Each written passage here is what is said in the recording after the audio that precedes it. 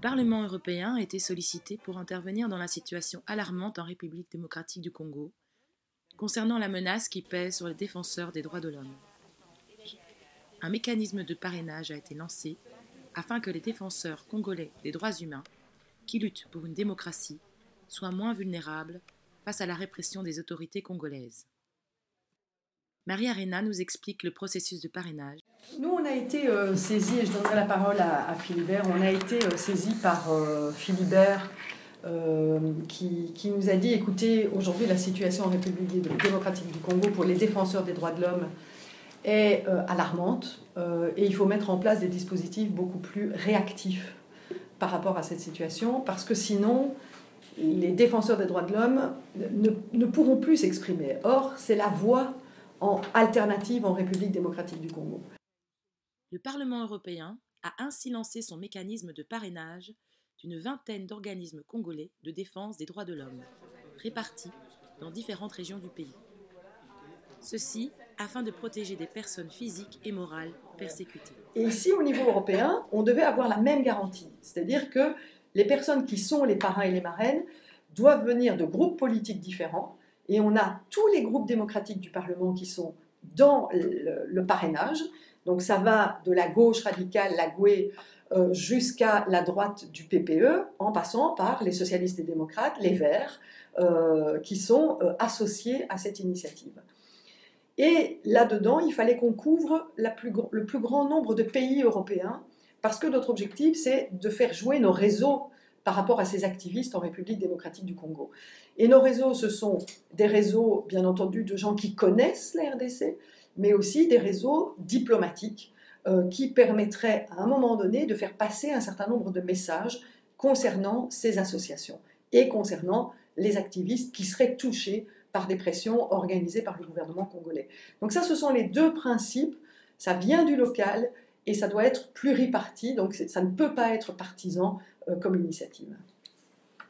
Dans son allocution, Madame Marie-Christine Vergiat, députée du groupe de la gauche unitaire européenne, a évoqué l'implication de multinationales européennes, notamment pour ce qui concerne l'armement des milices.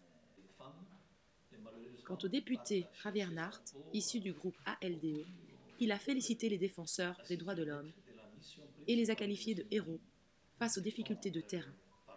Le député Nart a également relevé la problématique des milices et des charniers. Il a également encouragé les défenseurs des droits de l'homme dans leur demande de soutien et de protection à l'Europe. Le bonheur du Congo, c'est aussi son malheur, c'est-à-dire la richesse du Congo, c'est le malheur au cause de tout le monde tente de trouver son boulot, c'est-à-dire les profits possibles. On doit travailler sur le long terme et on y reviendra. Mais des activistes qui sont en prison ou qui sont menacés ou qui sont, eux, ils veulent des actions court terme. C'est-à-dire que si on n'agit pas sur eux tout de suite, ils ne peuvent plus parler, ils n'ont plus d'expression. Donc la voie alternative n'a plus lieu en République démocratique du Congo. Donc on doit travailler sur les deux côtés. On doit travailler sur le court terme et faire en sorte, comme tu le disais Philibert, de dissuader. Je pense que le premier objectif de cette initiative, c'est de dissuader. Une fois que l'activiste est en prison, ça devient beaucoup plus difficile, effectivement, parce que là, on est dans des... il peut y avoir de l'ingérence, la question de la justice, la question...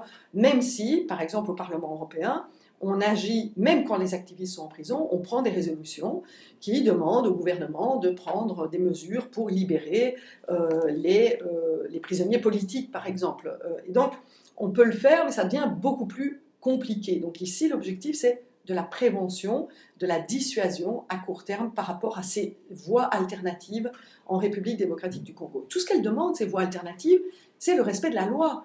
Donc ce ne sont pas des criminels, ce ne sont pas des terroristes, ils le font de manière pacifique.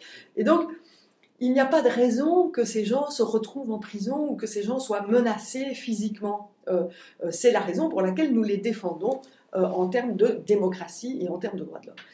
D'un autre côté, il faut qu'on continue à travailler sur le long terme. Et on l'a dit tout à l'heure, il y a des mécanismes qui renforcent les gouvernements prédateurs aujourd'hui en Afrique. Et ce n'est pas que la République démocratique du Congo.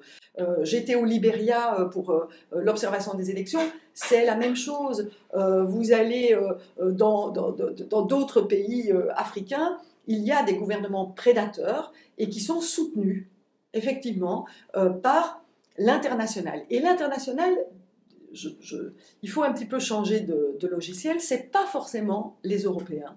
Les premiers qui soutiennent ces mécanismes prédateurs, c'est l'Union africaine elle-même, parce qu'ils fonctionnent plus ou moins de la même manière, et donc ils ne peuvent pas critiquer le voisin, dans la mesure où critiquer le voisin serait mettre en péril leur position et leur fonctionnement interne. Et donc, les premiers qu'on doit convaincre sur le long terme pour changer cette attitude, c'est l'Union africaine. Le régime refusant toute voie pacifique proposée pour pouvoir mettre en œuvre une alternance, M. Floribert Anzolini a déclaré « L'affrontement devient malheureusement inévitable ».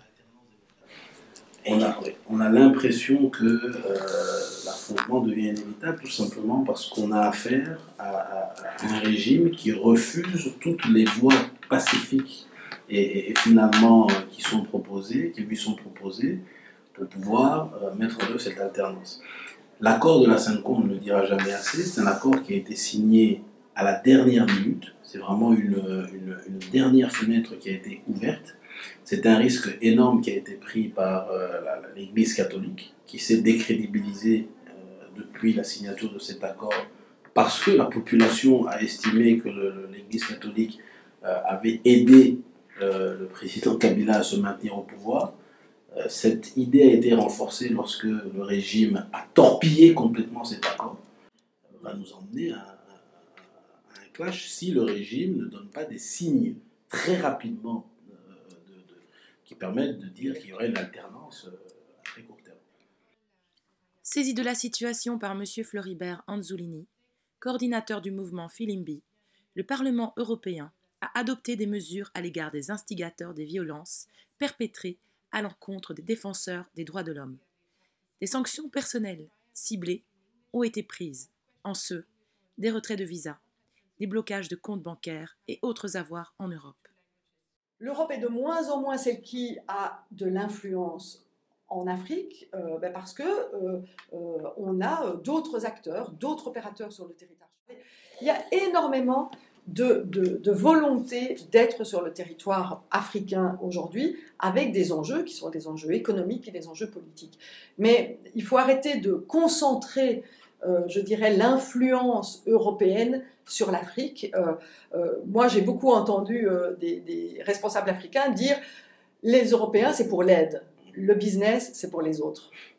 Voilà. Et donc, je pense que cette idée du passé, qui est une idée postcoloniale très très forte, de cette influence européenne, n'est plus la réalité dans laquelle on est aujourd'hui en Afrique. C'est la raison pour laquelle on doit travailler sur la question africaine au niveau international, donc au niveau des Nations Unies, au niveau du Conseil de sécurité, parce que là, alors, on retrouve effectivement tous les acteurs politiques et géopolitiques qui pourraient aider à la décision. Le groupe socialiste et démocrate a, depuis cette législature, depuis le début de cette législature, a fait de l'Afrique une priorité.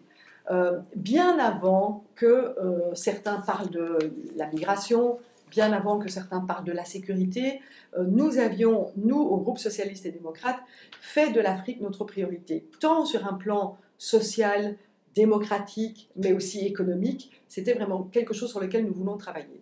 Et pour y travailler, on a dit, il ne suffit pas d'y réfléchir entre nous, Européens, il faudrait qu'on associe les Africains à notre réflexion sur comment envisager la relation Union européenne-Afrique.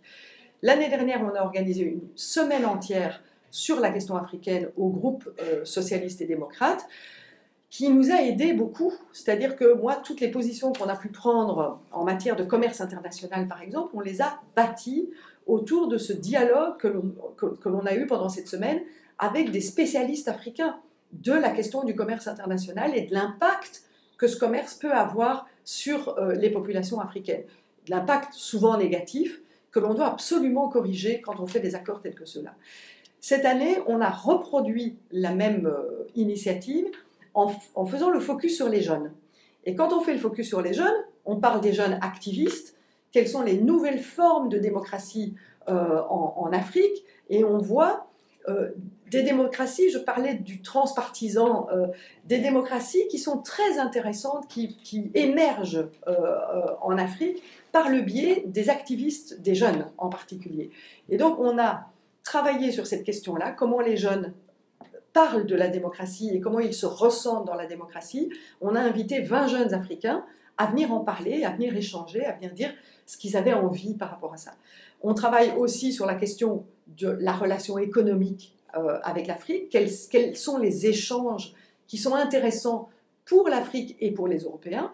Et donc, comment susciter l'entrepreneuriat africain, comment faire des business ensemble, donc ça, c'est une partie de la réflexion.